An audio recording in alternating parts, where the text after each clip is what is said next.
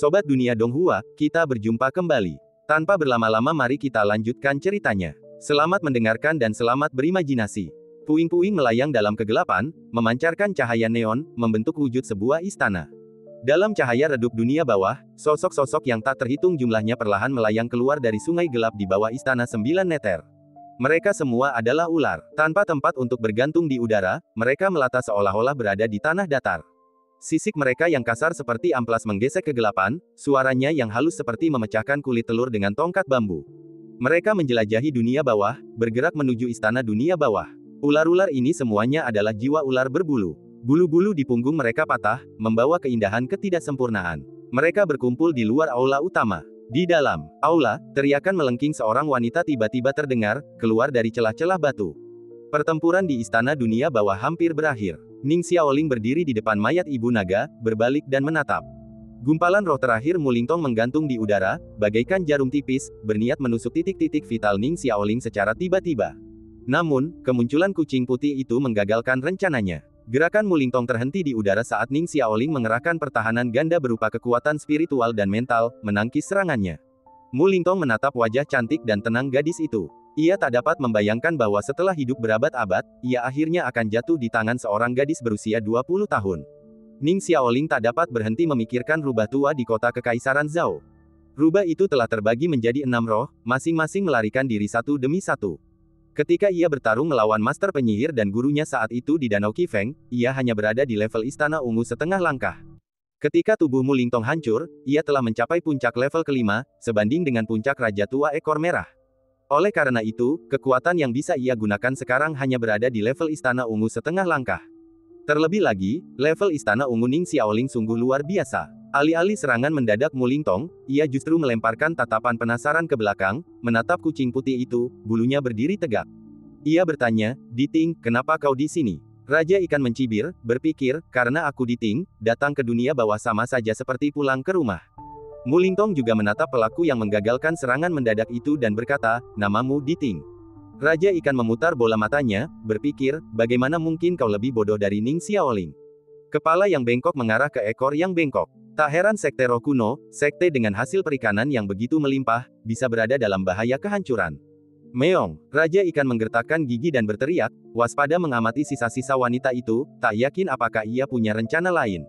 Ia adalah kaisar dunia bawah, wanita yang merangkak keluar dari api penyucian di bawah istana dunia bawah. Sekalipun ia lemah, ini tetap wilayah kekuasaannya. Ning Xiaoling juga memusatkan perhatiannya. Ia menatap Mulingtong. Sisa-sisa jiwanya melayang, bagai bayangan ular berbulu. Tubuh Ning Xiaoling sedikit merosot, tangannya menekan sarung pedang di pinggangnya. Sarung pedang itu terbuat dari bambu biasa, yang bahkan Master Sekte Huo pun tak menganggapnya aneh selama perjalanannya. Dari sarung pedang tipis itu, sebilah pedang hitam legam yang ramping perlahan muncul. Mulingtong menyipitkan mata. Meski tak percaya, ia langsung mengenali pedang itu. Sentu, suara Mulingtong terdengar dingin. Ning Xiaoling tak peduli asal-usul pedang itu praktis dan familiar. Pedang itu tak hanya menjadi pemandunya selama kompetisi Linggu, tetapi juga pernah digunakan untuk memenggal kepala ular berbulu yang dikenal sebagai Kuwu. Mulingtong merasakan sedikit keputusasaan. Bukannya ia tak punya rencana cadangan, melainkan ia putus asa akan kesempatan gadis muda ini. Ketika Kuwu terbunuh, ia menatap Ning Xiaoling dengan pikiran yang sama. Kesulitan tak perlu ditakuti, yang menakutkan adalah keputusasaan karena tak memiliki takdir. Bertahun-tahun yang lalu, Mulingtong jatuh ke tempat ini, mengandalkan kombinasi kebetulan, keberuntungan, dan kegigihannya yang luar biasa untuk merangkak keluar dari api penyucian yang mengerikan itu. Di hadapan istana kematian, ia akhirnya mendapatkan pengakuan dunia bawah dan dinobatkan sebagai permaisuri. Namun kini, perannya seolah terbalik. Ning Xiaoling tak lagi berpikir panjang. Ujung bilah pedangnya yang patah mengarah langsung ke arwah terakhir Mulingtong. Ia tak lagi menggunakan teknik pedang yang halus dan kekanak-kanakan itu, melainkan mengandalkan instingnya. Ia menggenggam bilah pedang itu dengan kedua tangan, mengecilkan tanah hingga 1 inci, dan dengan satu langkah, ia menebas dengan ganas. Lengkungan cahaya bilah pedang bersinar terang, dan ia praktis memikul seluruh berat tubuhnya di atasnya. Mulingtong tak mau menunggu ajalnya sendiri. Bilah pedang merah darah Ning Xiaoling menerangi arwahnya, hanya untuk ditelan oleh kegelapan. Kegelapan itu berasal dari bulu-bulu. Bulu-bulu yang tak terhitung jumlahnya. Itu adalah sayap Quetzalcoatl. Semua bulunya, bagaikan kupu-kupu yang berterbangan di udara, melekat pada bilah pedang, menyerap cahayanya. Energi spiritual yang tersimpan dalam jiwa Mulingtong tercurah, dan jiwanya melesat menuju aula. Genggaman Ning Xiaoling pada bilah pedang itu melemah. Ia menggertakkan gigi, memutar cengkeramannya, dan bilah pedang itu bergetar, mengirimkan kegelapan yang berhamburan bagai karat. Raja Ikan mengangkat kepalanya, menatap ke arah hilangnya Mu Lingtong. Ketinggian istana dunia bawah tak diketahui, diselimuti kegelapan. Kemudian, di luar aula, rasanya seperti kulit telur yang tak terhitung jumlahnya pecah, dan bayangan hitam raksasa berenang ke arah mereka. Raja Ikan merasakan hawa dingin yang menusuk di punggungnya, dan ia melesat maju, bersembunyi di belakang Ning Xiaoling. Di luar aula, banyak roh ular berbulu, melayang dalam kegelapan, muncul. Mereka adalah sisa-sisa jiwa yang tersebar, alam mereka tidak tinggi, namun mereka menyerupai kekuatan pasukan yang perkasa. Di atas istana dunia bawah, secercah jiwa terakhir Mu Lingtong, yang bersemayam di kulit seekor ular berbulu, jatuh bagai kilat, sisik-sisiknya yang seputih salju membuka dan menutup dengan suara bagai dentang baja. Mu Lingtong berharap dapat mengandalkan kekuatan ribuan jiwa ular berbulu yang tersisa untuk menghancurkan mereka di hadapan tahta. Sekalipun tingkatan wanita muda ini tinggi, tanpa metode yang tepat, ia takkan pernah mampu membunuh begitu banyak ular berbulu. Dan kemudian, harapan terakhir Mu Lingtong pun pupus. Ia menyaksikan Ning Xiaoling dengan tenang menggenggam pedangnya dan beralih ke jurus pedang yang aneh. Mustahil ia salah. Itu adalah jurus pembuka pedang bencana terikat, jurus pedang yang ia ciptakan bersama Suan Qi, khusus untuk melawan ular berbulu. Perang di Menara Luoshu telah mereda. Di lembah celah ilahi, Tianzang telah kehilangan jantungnya. Semua mineral yang dicurinya dari planet ini telah dikembalikan, dan mayatnya mulai membengkak. Kepadatan zirah batu naga raksasa, yang awalnya dipadatkan oleh hati dewa, melampaui aturan dan batasan asli planet ini. Kini setelah hati dewa pergi, kekuatan terakhirnya lenyap, dan di dalam tubuhnya yang sudah sangat besar, kepadatan batu itu runtuh, terus mengembang, kembali ke ukuran aslinya. Melihat mayat Tianzang yang akan berubah menjadi puncak yang menjulang tinggi, menghalangi jalan mereka, Ning Changjiu dan dua lainnya segera menggunakan keahlian mereka untuk melompati wujud Tianzang yang terus membesar. Setelah melewati puncak, hanya dalam beberapa tarikan napas, tubuh dewa kuno ini hampir berubah menjadi gunung-gunung paling berkesinambungan di dunia, menempati lokasi bekas menara Luoshu, mengelilingi bangunan dewa di tengahnya, hanya menyisakan dua lantai seperti puncak menara yang terekspos. Tubuh Tianzang, yang terbenam ke dalam tanah, terus membesar, menciptakan retakan besar di tanah. Ning Changjiu mengamati transformasi mayat Tianzang dan mendesah, di zaman kuno, ada pepatah yang mengatakan bahwa para dewa berubah menjadi gunung dan sungai setelah kematian. Rasanya tidak berlebihan sekarang. Nah, ada juga pepatah yang mengatakan bahwa Zulong berubah menjadi angin dan api langit dan bumi setelah kematiannya, dan Xuanze berubah menjadi ombak lautan yang mengamuk setelah kematiannya. Siming mengangguk dan berkata, sekarang tempat ini adalah tambang besar. Menara Luoshu tidak memiliki pemilik, dan orang-orang dari seluruh penjuru dunia tengah akan berbondong-bondong ke sana. Batu-batu di sini dapat ditambang dan dimurnikan untuk menciptakan ratusan ribu senjata suci sejati. Lu Jiajia tidak tertarik dengan mitos-mitos kuno ini. Ia bertanya dengan cemas, perjalanan kita ke Sekte Roh Kuno akan memakan waktu setidaknya sebulan. Xiaoling, bisakah dia menunggu kita? Tidak tepat waktu, desah Ning Changjiu, tapi kita harus pergi. Siming berkata, dengan kekuatan penguasa dunia bawah, kurasa peluang gadis kecil itu sama besarnya denganmu. Jangan terlalu khawatir. Kuharap begitu, kata Ning Changjiu, ragu. Lu Jiajia menghampirinya untuk menghiburnya dengan lembut, Xiaoling itu rubah kecil, konon punya 9 nyawa. Rubah? Tanya Siming bingung. Ning Changjiu berkata, roh bawaan Xiaoling adalah rubah. Siming bergumam sejenak, lalu berkata, kau pergilah ke Sekte Roh Kuno dulu, dan aku akan menyusulmu. Jika kau menemui bahaya di jalan, tunggu saja aku. Kau mau kemana? Tanya Ning Changjiu. Siming berkata, Puncak Tongji. Puncak Tongji. Ning Changjiu terdengar familiar, seolah-olah ia pernah mendengar seseorang menyebutkannya sebelumnya. Siming tidak menjelaskan banyak hal. Ia tersenyum tipis dan berkata, jangan khawatir, aku tidak akan lari. Meskipun tuannya agak menyebalkan, nonanya tetaplah sangat manis. Lu Jiajia tak kuasa menahan diri untuk mengingat masa-masa ketika ia dirundung olehnya di dunia Luoshu. Jika tidak ada urusan yang lebih mendesak saat ini, ia pasti sudah membalas dendam pada Siming di sini. Ia memelototi Siming. Siming menatap wajah cantiknya dan tak kuasa menahan diri untuk memeluknya sebelum pergi.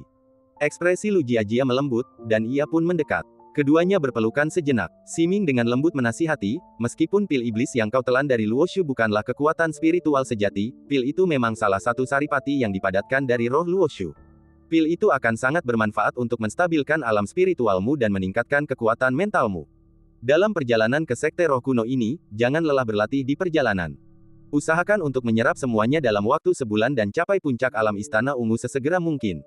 Lu Jiajia mendengarkan instruksinya, hatinya menghangat, dan ia mengangguk, aku tidak akan bermalas-malasan. Siming tersenyum dan berkata, benar. Lagi pula, kau punya suamimu yang selalu mendesakmu. Saat itu, mata Siming menyipit, dan ia tak bisa berhenti memikirkan cara Lu Jiajia berlutut di tanah untuk meminta maaf kepada Ning Changjiu. Siming menirukan nadanya, mencondongkan tubuh ke dekat telinganya, dan berkata seolah menggigit daun telinganya, mungkin karena suamimu sudah lama tidak menempa pedang, sehingga hati pedang Jiajia kurang jernih. Nanti, suamimu tidak boleh bermalas-malasan. Aku sering mencambuk Jiajia, Siming mendengus pelan, tubuhnya yang ramping sedikit membungkuk, dan raut wajahnya bercampur antara rasa sakit dan gembira di antara kedua pipinya yang ditutupi rambut perak. Ning Changjiu mengamati raut wajahnya, mengira ia mencoba menipunya lagi. Ia mengangkat tangannya dan berkata kepada Lu Jiajia, "Jiajia, aku tidak melakukan apa-apa. Jangan biarkan penyihir ini membodohimu lagi." Mata Lu Jiajia berkedip saat ia menjawab, "Aku yang melakukannya." Petik 2. Ning Changjiu terdiam. Siming memohon ampun. Lu Jiajia membelai rambut peraknya, menepuk dahinya pelan, dan berkata, "Jangan bahas masalah ini lagi." Siming dengan enggan setuju, berpikir bahwa jika Ning Changjiu tidak ada di sana, ia akan menggunakan kekuatan mentalnya untuk menundukkan Lu Jiajia. Pasangan ini benar-benar musuh bebuyutannya. Lu Jiajia menatap wajah Siming yang memesona. Meskipun kesal dengan godaannya, ia merasa lebih hormat padanya. Mereka berbisik-bisik sebentar lalu berpelukan. Siming menuju puncak Tongji. Ning Changjiu dan Lu Jiajia terbang dengan pedang mereka menuju Sekte Roh Kuno. Ning Changjiu berkata, "Jika kita mengambil jalan memutar, akan butuh setengah bulan lagi untuk mencapai Sekte Roh Kuno." "Kita tidak sabar," kata Lu Jiajia. Ning Changjiu berkata, "Perjalanan ini mengharuskan kita melewati Sekte Dianhuan." Lu Jiajia menjawab, "Aku masih selangkah lagi mencapai jalan kelima. Saudari Siming telah memberiku pelatihan yang baik sebelumnya." Ning Changjiu melanjutkan, "Sekte Dianhuan juga terlibat dalam insiden Menara Luoshu. Jika mereka tidak menyegel menara abadi pembunuh, kita tidak akan terjebak di kerajaan laut begitu lama." Lu Jiajia berkata dengan tatapan penuh tekad, "Kalau begitu, ayo kita serang mereka." Ning Changjiu mengangguk. Di balik puncak menara Luoshu yang menjulang tinggi, bayangan pedang seputih salju, diselimuti api yang cemerlang, membelah langit, menuju Sekte Roh Kuno. Kelompok penghalang pertama yang mereka temui bukanlah para kultivator dari Sekte Dianhuan, melainkan dari organisasi lain, Istana Raja Pembantai. Di balik kerah mereka, tersembunyi oleh rambut, terdapat pola merah, lambang Istana Raja. Organisasi misterius ini aktif di Middle Earth, dan banyak sekali kultivator telah dibantai diam-diam di tangan mereka. Mereka yang ingin membalas dendam dengan menghancurkan Istana Raja Pembantai akhirnya kalah. Organisasi pembunuh bayaran ini memiliki koneksi yang rumit, dan para ahli pedangnya tak terduga. Istana Kerajaan bahkan mengancam akan menculik ibu naga tercantik untuk dijadikan istri pertama Istana Kerajaan. Dalam insiden Menara Luoshu, para pembunuh bayaran terkuat dari Istana Pembantai dikerahkan. Mereka diberi daftar nama dan ditempatkan di lokasi tetap di luar menara. Jika ada orang dalam daftar tersebut yang muncul, Istana Pembantai wajib membunuh mereka. Tanpa sepengetahuan mereka, pendukung terbesar mereka, Menara Luoshu, salah satu dari 4 menara di Middle Earth, telah runtuh. Sebuah menara suci yang telah berdiri selama 1000 tahun runtuh dalam semalam, sebuah fakta yang tak seorang pun dapat percayai. Saat para pembunuh Istana Kerajaan bergerak untuk mencegat 2 bayangan pelangi di langit, Ning Changjiu dan Lu Jiajia, tanpa penjelasan, langsung menyerang pedang mereka. Pembunuh bayaran yang bersembunyi di tebing telah mencapai alam Istana Ungu bertahun-tahun yang lalu dan dipuji oleh Istana Pembantai sebagai salah satu ahli pedang. Selama bertahun-tahun, ia telah menjelajahi menara-menara yang tak terhitung jumlahnya dan membantai musuh-musuh yang kuat, memberinya reputasi legendaris di Istana Kerajaan. Mereka yang ia bunuh memiliki bekas luka permanen di punggung mereka. Namun dalam beberapa tahun terakhir, ia merasa kekuatannya telah mencapai titik puncak. Ia merasa membutuhkan cara yang berbeda untuk membunuh. Ia perlu menerobos dirinya sendiri dan memenggal kepala musuhnya secara langsung. Saat pelangi putih melesat di langit dari arah Menara Luoshu, gairah yang telah lama hilang melonjak dalam dirinya. Ia tahu itu pasti buronan yang diusir oleh Master Menara. Si pembunuh melangkah keluar dari bayang-bayang, bukan memegang pedang, melainkan pedang lebar. Energi spiritual mengalir ke bilah pedang, ujungnya bersinar seperti matahari, memancarkan aura kebenaran dan keterbukaan. Ini adalah sesuatu yang belum pernah ia alami sebelumnya. Ning Changjiu menatap pria yang menghalangi jalannya, menerjang maju. Dengan lambaian tangannya yang bebas, angin di sekitarnya berhamburan ke telapak tangannya yang kosong.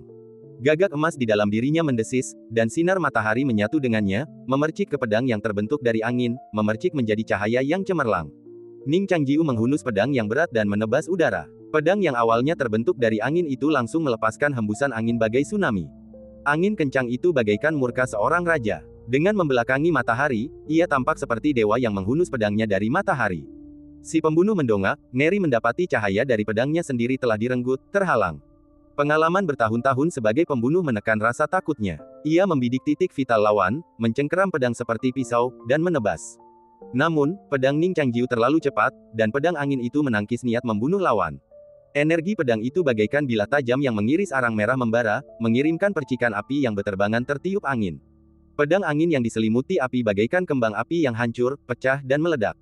Sosok Ning Changjiu tak berhenti, terus berlari ke depan. Si pembunuh berdiri di sana, kepalanya terpenggal. Ia melangkah ke dalam cahaya untuk pertama kalinya, dan tetap di sana selamanya.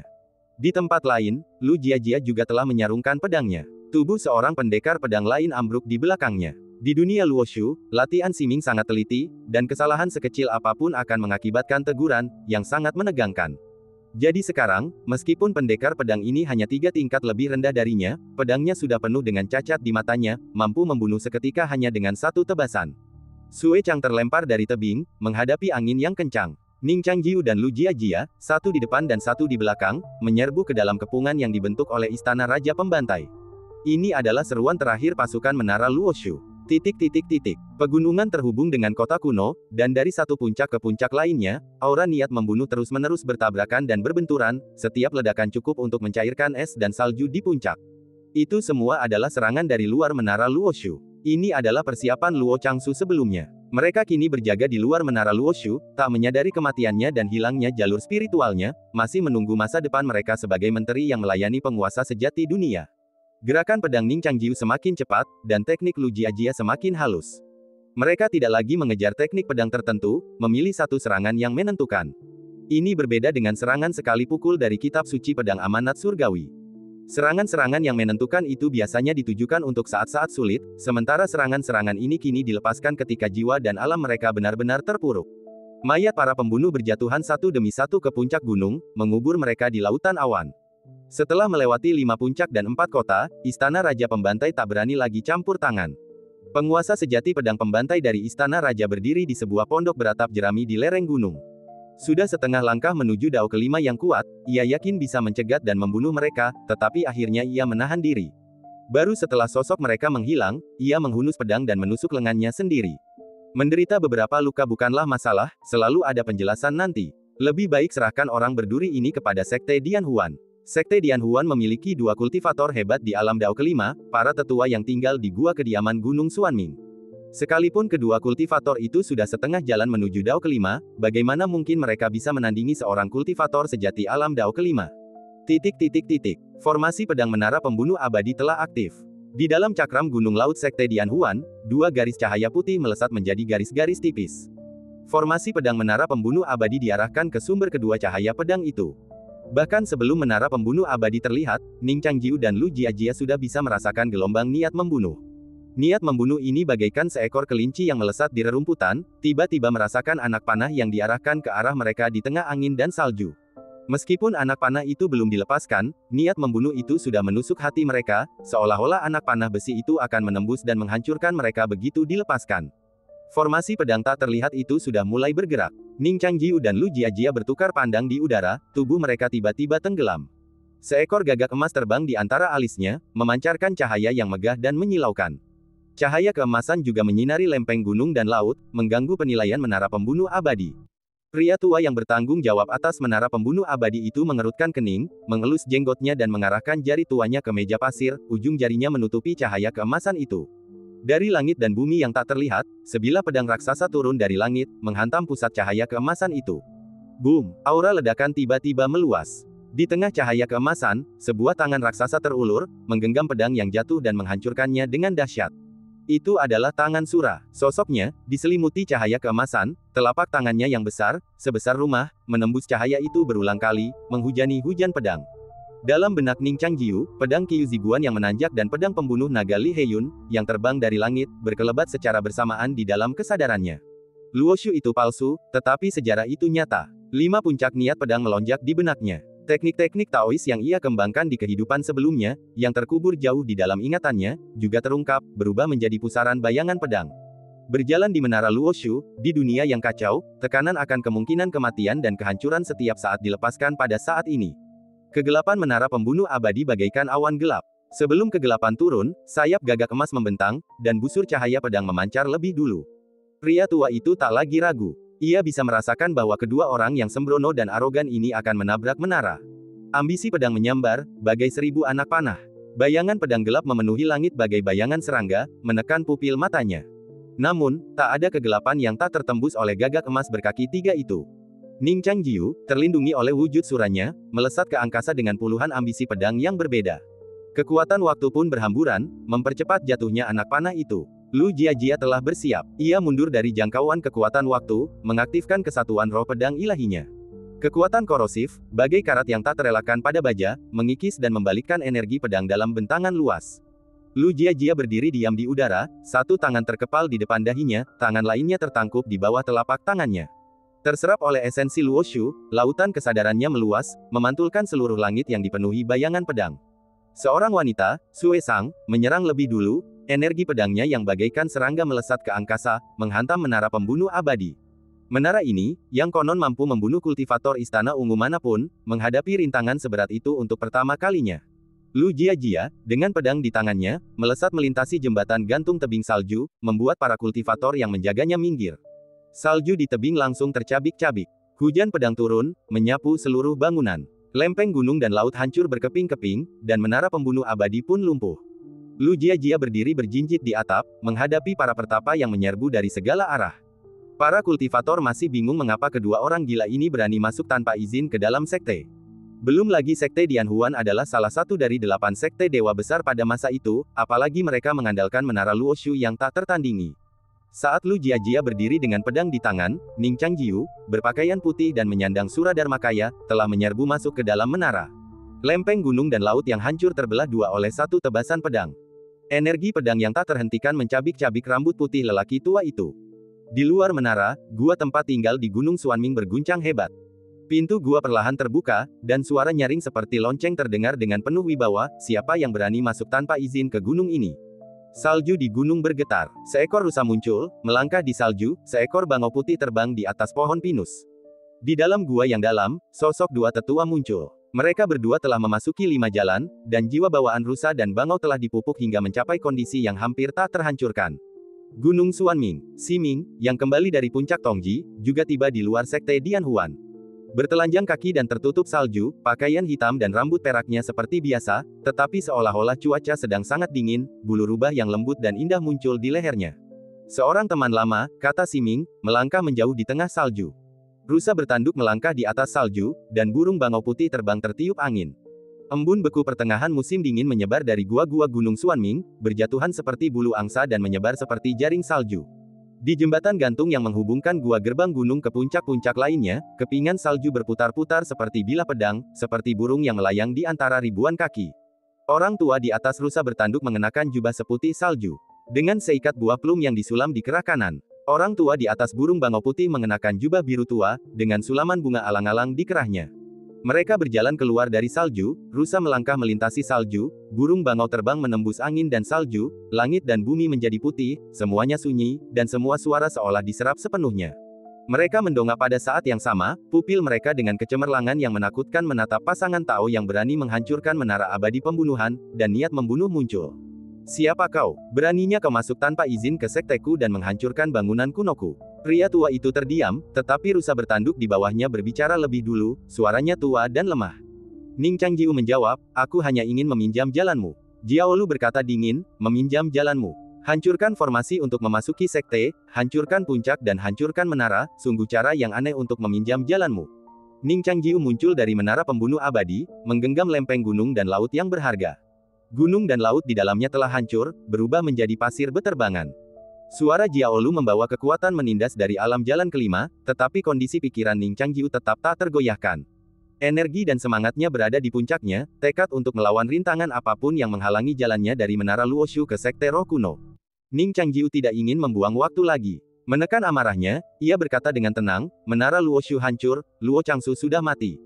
Tidak ada gunanya bertahan di sini lebih lama lagi. Kalian berdua, makhluk abadi, pulanglah. Jiaolu dan Bai He bertukar pandang. Tentu saja, mereka tidak percaya. Luo Changsu hampir mencapai puncak jalan kelima. Siapa lagi di bumi ini, selain Santo Pedang, yang mungkin bisa membunuhnya? Terlebih lagi, kata-kata ini datang dari seorang pemuda yang bahkan belum mencapai jalan kelima. Omong kosong, kata Bangau Putih Abadi perlahan, sambil membawa lelaki tua itu tinggi ke langit. Bulu-bulunya menyatu dengan salju, membuatnya tidak jelas mana bulu dan mana salju. Siapa yang bisa membunuh Master Menara Luo? Belum lagi Master Menara Luo, 7 atau 8 Master Menara lainnya di menara juga adalah penguasa sejati, tidak kalah kuat dari kita. Jiange tetap diam, jadi siapa yang mungkin bisa membunuhnya? Rusa bertanduk menggema, aku membayangkan kalian juga pencuri yang mencuri kekayaan ilahi. Kalau tidak, mengapa kalian begitu putus asa dan melarikan diri ke sini? Ning Changjiu tidak ingin lagi membuang waktu pada mereka, ketika sesosok tubuh yang menakjubkan dengan rambut perak dan jubah hitam lewat, dengan anggun melangkah di atas salju menuju puncak sebuah puncak tua. Batasan gerbang gunung tidak menjadi perhatiannya. Seekor rubah merah putih melilit leher Siming yang seputih salju. Itu bukan mantel bulu rubah, melainkan rubah sungguhan, matanya tertutup. Rubah itu tampak seperti telah mati bertahun-tahun, namun kulitnya masih utuh sempurna. Bulunya yang panjang dan lembut menutupi lehernya yang ramping, memberikan kehangatan di musim dingin. Ketika ia muncul bersama angin dan salju, Lu Jiao Zhenjun dan Bai He Zhenjun secara bersamaan menatapnya, seolah-olah mereka sedang menghadapi musuh bebuyutan. Siapa orang ini yang datang? Tanya Lu Jiao Zhenjun. Sima Ming berkata dengan tenang, seseorang yang ingin meminjam jalanmu. Lu Jiao Zhenjun dan Bai He Zhenjun saling berpandangan dan memberi jalan. Namun, Sima Ming mengulurkan tangannya ke arah angin dan salju di depannya dan menghunus pedang darinya. Lu Jiao Zhenjun merasakan niat membunuh dan berkata dengan marah, jangan tidak tahu terima kasih. Sima Ming melirik Lu Jiajia dan berkata, kau duluan saja, aku akan membunuh mereka. Lu Jiajia berkata, tidak perlu menunda-nunda di sini. Lagi pula, mereka semua berasal dari 5 jalan, dan akan berbahaya bagimu, saudari, untuk menghadapi musuh sendirian. Sima Ming tersenyum dan berkata, Jiajia juga punya kebiasaan buruk. Kau menindasku di hari kerja, tapi sekarang kau memanggilku saudari dengan begitu patuh. Lu Jiajia tetap diam, tidak memberinya kesempatan untuk terus menertawakannya. Sima Ming berkata, kau memblokir jalan dan menutup gunung, dan membantu tiran itu melakukan kekejaman. Ku dengar kapal menara yang kau bangun juga karam. Pelakunya pasti Sekte Dian Huan. Lu Jiajia mengangguk pelan. Saudari akan membalaskan dendammu. Sima Ming tersenyum. Tuan sejati Lu Jiao dan Tuan sejati Bai He merasa semakin gelisah, siapa kalian? Sima Ming mengacungkan jarinya, dan pedang hitam yang tergantung di sisinya melesat ke arah Ning Changjiu, yang memegang gagangnya. Sima Ming langsung menggenggam pedang yang dipadatkan oleh angin dan salju, seolah membunuh seseorang dengan pedang hitam itu seperti menggunakan palu godam untuk mematahkan ayam. Tuan sejati Bai He menatapnya dan berkata dengan dingin, sombong. Ini gerbang gunung Sekte Dian Huan. Kami tahu tidak mudah bagimu untuk mencapai tingkat kelima, dan kami terlalu malas untuk menerobos gunung dan sungai. Janganlah bersikap tidak tahu terima kasih. Sima Ming tersenyum tipis dan tidak berkata apa-apa. Dulu, ketika ia menjadi pendeta wanita kerajaan ilahi, ia sudah tidak puas dengan para kultivator kuat yang menindas orang lain. Namun, manusia terlalu pintar, selalu mencari alasan sebelum bertindak, atau mungkin sudah menjadikannya kambing hitam. Oleh karena itu, meskipun mereka tahu mereka bersalah, para pendeta tidak dapat campur tangan. Namun sekarang, bebas dari batasan waktu, ia punya banyak waktu untuk menghunus pedangnya dengan bebas. Jika bukan karena urusan Ning Xiaoling, ia bisa sendirian membantai seluruh wilayah barat daya Middle Earth dalam konspirasi menara Luoshu ini. Siming berkata, burung bangau itu berada di alam yang lebih tinggi. Aku akan membunuhnya. Kalian berdua bekerja sama untuk membunuh rusa bertanduk itu. 2 kultivator alam Istana Ungu mengalahkan seorang kultivator alam awal jalur kelima seharusnya tidak menjadi masalah, kan? Kultivator alam Istana Ungu mengalahkan seorang dewa sejati jalur 5. Kata-kata itu terdengar seperti lelucon bagi rusa bertanduk dan bangau putih. Ning Changjiu, memegang pedang hitam, berjalan keluar dari menara pembunuh abadi, mengangguk dengan serius. Sebelumnya, ia dan Lu Jiajia gagal mengalahkan Raja Ikan Alam Awal jalur kelima bersama-sama, tetapi sekarang kultivasi mereka telah meningkat pesat. Setelah meninggalkan Luoshu, Lu Jiajia bahkan memasuki lantai 9 Istana Ungu. Mereka juga ingin melihat apakah, dengan kondisi mereka saat ini, mereka dapat membunuh seorang dewa sejati ketika mereka bergabung. Siming, dengan pedang di tangan, berjalan tanpa alas kaki di salju, jari-jari kakinya menyentuh kepingan salju di udara, langkahnya begitu ringan sehingga menyerupai tarian di udara. Ning Changjiu dan Lu Jiajia juga berangkat bersama, dengan pedang di tangan, melintasi gunung. Tuan sejati Jiaolu mencibir dan menghentakkan kakinya ke tanah. Bumi berguncang, salju runtuh, dan pada saat yang sama, kabut salju yang luas menghilang, dan angin serta salju mengembun menjadi pedang raksasa, menunjuk ke arah para pengunjung yang tak terduga. Setelah Ning Changjiu dan Lu Jiajia menerobos menara pembunuh abadi dan menyeberangi jembatan gantung, wilayah Tuan sejati Jiaolu diam-diam meluas, menyelimuti mereka. Tuan sejati Jiaolu memiliki kekuatan penghancuran. Siapapun yang jatuh ke dalam wilayah ini secara alami akan mengalami kekurangan dalam gerakan mereka. Kekurangan ini tak terelakkan, karena tidak ada yang sempurna di dunia ini. Tuan sejati Jiaolu dapat memanfaatkan kekurangan ini, menghancurkannya, dan kemudian, dengan rentetan gerakan yang terus-menerus, masing-masing menargetkan kekurangan krusial, ia dapat secara bertahap mendekat dan membunuh lawan. Ini adalah pertarungan antara dua lawan dari wilayah yang sama. Saat ini, ia yakin dengan 5 jalannya, percaya ia dapat menghancurkan pasangan Tao yang sembrono ini. Ia lebih mengkhawatirkan keselamatan Tuan sejati Baihe. Sebelumnya, saat berbincang dengan pendekar pedang wanita abadi, ia mengaku sebagai pendeta wanita. Ia tahu ia tak mungkin seorang pendeta wanita, tetapi untuk bersikap begitu arogan, ia pasti punya sesuatu untuk diandalkan.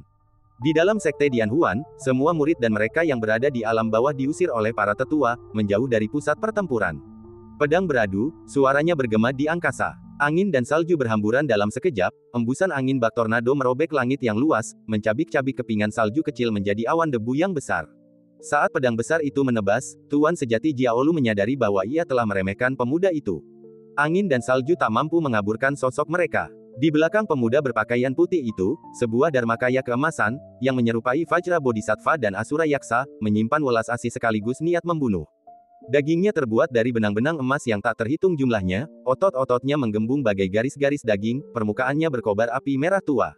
Di balik dharmakaya yang agung ini, pemuda berwajah dingin itu tampak kurus dan kurus kering.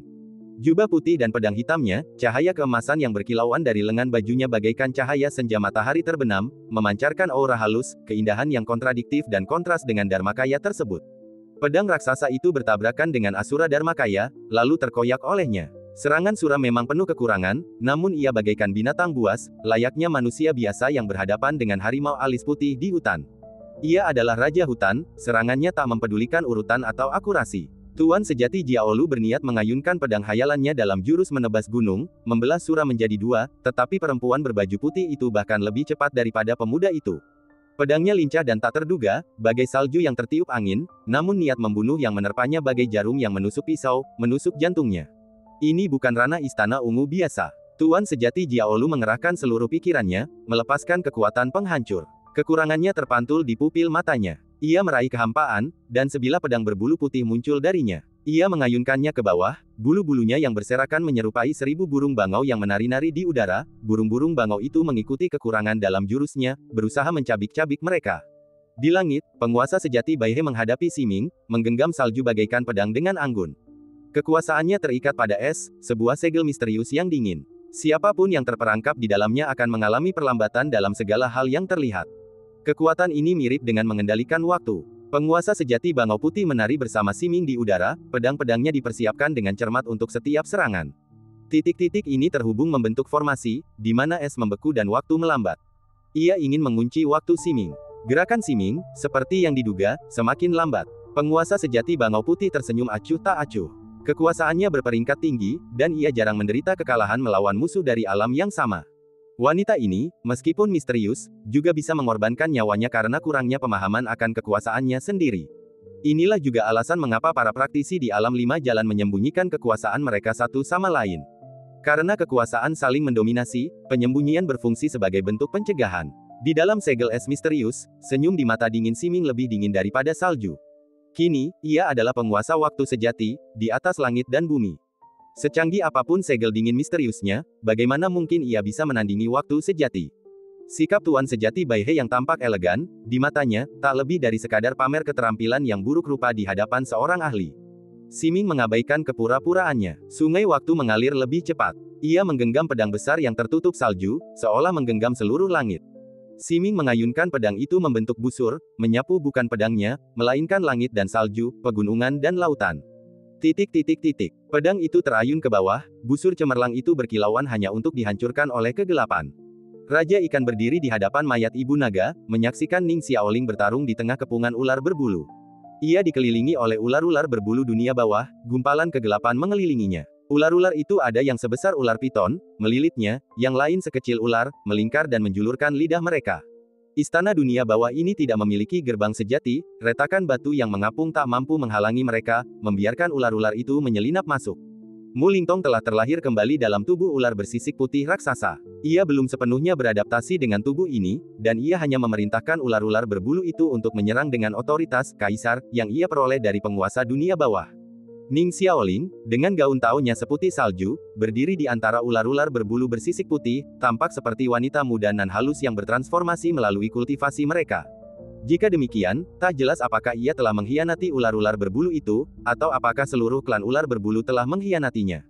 Garis-garis pada bilah pedang Ning Xiaoling tampak seperti jejak api merah tua.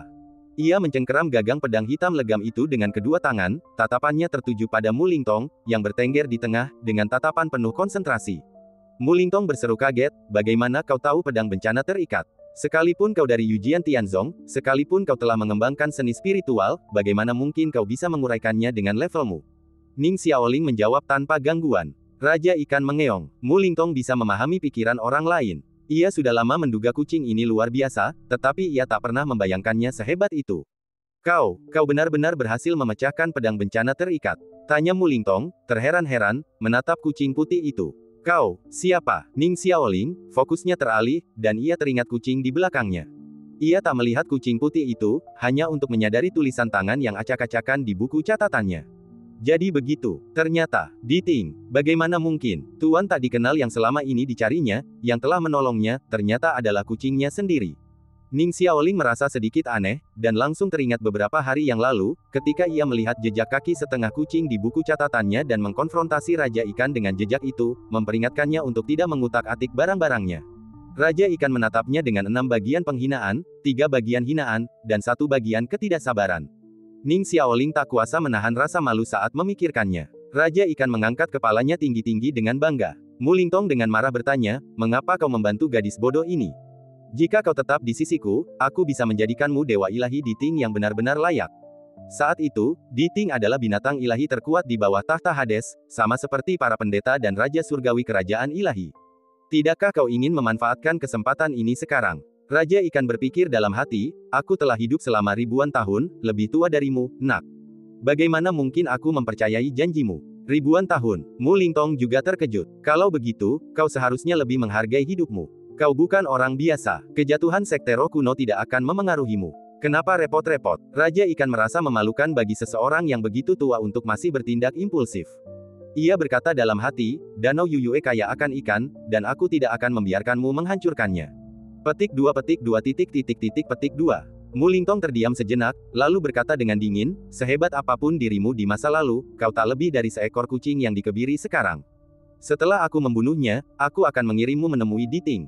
Raja Ikan berpikir sejenak dan bersembunyi di balik singgasana Hades. Ning Xiaoling mencengkeram pedang sentu, mendengarkan kata-kata Mu Lingtong dengan rasa jengkel yang semakin menjadi-jadi. Dari celah-celah aula, ular-ular berbulu melonjak seperti gelombang pasang. Ning Xiaoling memutar pedangnya. Berdiri di hadapan singgasana, ia berbicara untuk pertama kalinya, suaranya tegas, aku akan menang. Mu Lingtong mengerutkan kening dan bertanya, kenapa? Ning Xiaoling menjawab, ular-ular bersisik putih itu semua pengkhianat dewa neraka.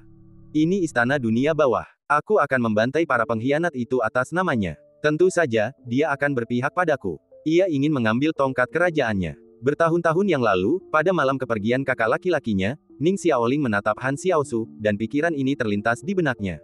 Pikiran itu begitu aneh saat itu, ia pun menekannya. Tahta Netherworld kini berada di belakangnya. Permukaan pedang darah sentu bagaikan cermin, dan ular-ular berbulu yang terpantul di dalamnya hanyalah tulang belulang. Luka-luka Mu Lingtong juga sulit ditahan. Ia memimpin ribuan ular berbulu dan menerkam, berniat mencabik-cabik Ning Xiaoling. Di aula, sentu mengayunkan satu demi satu lingkaran merah darah, masing-masing bertepi garis api yang terang.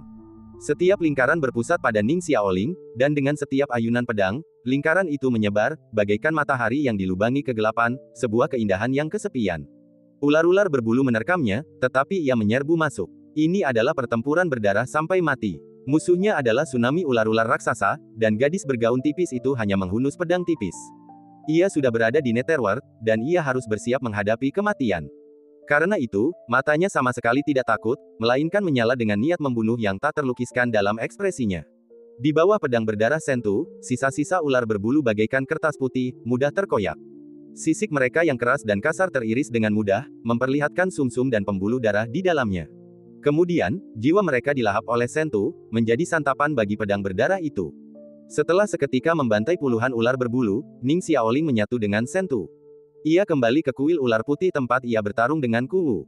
Ular-ular berbulu yang menyerangnya bagaikan setan yang menggeram. Ujung pedangnya mengarahkan dirinya dan musuhnya, menarik mereka ke arahnya. Cahaya merah tua pedang itu bersinar lebih terang daripada kembang api sungguhan, meledak seperti matahari merah tua, memancarkan gelombang panas. Di bawah terik matahari, segalanya tampak seperti belalang sembah yang mencoba menghentikan kereta perang. Kereta perang biasa tak terhentikan, apalagi kereta perang yang ditunggangi dewa kematian di bumi. Segala sesuatu yang tersentuh pedang itu hancur berkeping-keping. Ning Xiaoling mengayunkan pedangnya tanpa henti, tanpa lelah, siang dan malam. Ular-ular berbulu yang menyerang tak mampu menjangkaunya. Sebilah pedang merah darah melesat di udara bagai lukisan. Sisa jiwa ular berbulu itu menempel pada bilahnya, lalu hancur berkeping-keping oleh cahaya merah, berubah menjadi bara api seperti abu. Keringat menetes di balik gaun putihnya. Meskipun kekuatan spiritual alam Istana Ungu begitu dahsyat, penyerapannya tak mampu mengimbangi pelepasannya. Akhirnya, ketika habis, kemungkinan besar ia tak akan dibunuh oleh ular berbulu itu, melainkan dirasuki dan dilahap oleh Sentu. Namun Ning Xiaoling tak punya pilihan selain mengayunkan pedangnya. Ia memulai dengan jurus pembuka pedang bencana terikat dan terus mengulanginya, berlatih hingga ular berbulu itu beradaptasi. Setelah menguasai tekniknya, ia bisa menghafalnya. Dulu, kakak laki-lakinya lah yang menghunus pedang itu sebelumnya. Kini, ia berharap kakak laki-lakinya bisa melihatnya dan memuji kedewasaannya. Ning Xiaoling mundur selangkah demi selangkah di tengah pertempuran tanpa henti. Teriakan pembunuhan mengoyak istana dunia bawah, dan bahkan Raja Ikan yang berlumuran darah pun diam-diam berpaling. Ia melompat ke pangkuan ibu naga dan menggigit bahunya, menyerap sisa kekuatan di dalam mayatnya. Kemudian ia melompat dari singgasana dan tiba di pilar suci. Ia memeriksa prasasti di pilar. Prasasti itu identik dengan gulungan dunia bawah yang ditelannya. Ia membuka mulutnya, akhirnya mencapai alam yang lebih tinggi, tetapi kata-katanya masih agak canggung. Ia mulai membaca. Kata-kata di pilar itu seperti puisi panjang. Membawa bintang-bintang yang kabur, aku menjelma menjadi bintang yang menembus alam semesta. Bumi di bawah langit bagaikan lautan spiritual, berisi harta spiritual yang tak terbatas. Mereka akan menjadi vitalitas planet induk, dan sejak saat itu, kegelapan tak akan lagi kesepian. Pada saat itu, Dewa Langit telah turun. Ia berbentuk seperti naga biru, dengan pupil matanya menatap bumi. Angin kencang antara langit dan bumi adalah nyanyiannya yang panjang. Aku memandangi sayap ular-ular yang berjalan di darat dan burung-burung yang terbang, dan menggunakannya sebagai tubuh dewa. Roh-roh di planet ini suka memandang ke langit. Mereka menamai bintang-bintang dan menyebut planet induk Pluto. Petik 2. Maka aku menjadikan kematian sebagai otoritasku, yang merupakan tujuan di luar kelima elemen. Ketika manusia pertama kali melihat laut dan bintang-bintang, mereka selalu menganggap Pluto sebagai eksistensi yang agung. Kemudian, bintang-bintang yang lebih besar dinamai asal, dan Pluto dikeluarkan dari jajaran penguasa bintang. Dewa-dewa dari bintang-bintang itu juga datang silih berganti. Apa hubungannya ini denganku? Ini bukan tanah airku, dan aku akhirnya akan pergi. Saat Raja Ikan membacakan mantra, pikirannya membayangkan Hades tiba di planet ini, dengan tubuh dan sayap seperti ular. Mungkin ia telah mengambil wujud manusia, melintasi daratan ini seperti seorang penyair, kata-katanya melayang bagai angin.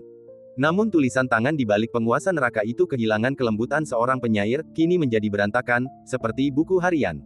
Siapa sebenarnya dia? Zulong sudah mati. Raja Klan Naga, penguasa tertinggi langit, telah mati lebih dulu.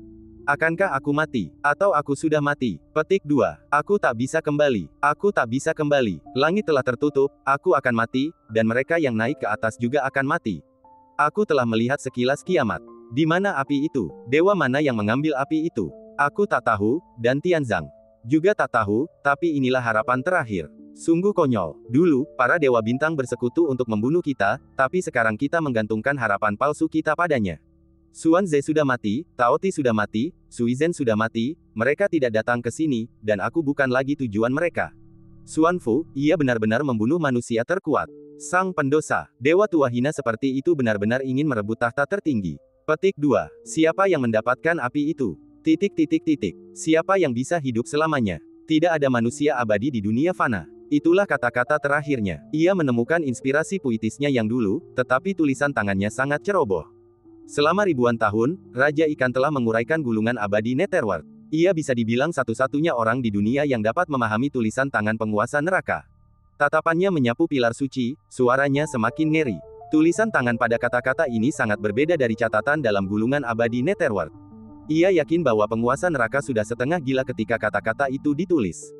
Bahkan sekarang, dengan ular berbulu menekan kuil, dengan hidup dan mati dipertaruhkan, Raja Ikan tak kuasa menahan diri untuk merenungkan arti kata-kata di pilar suci itu.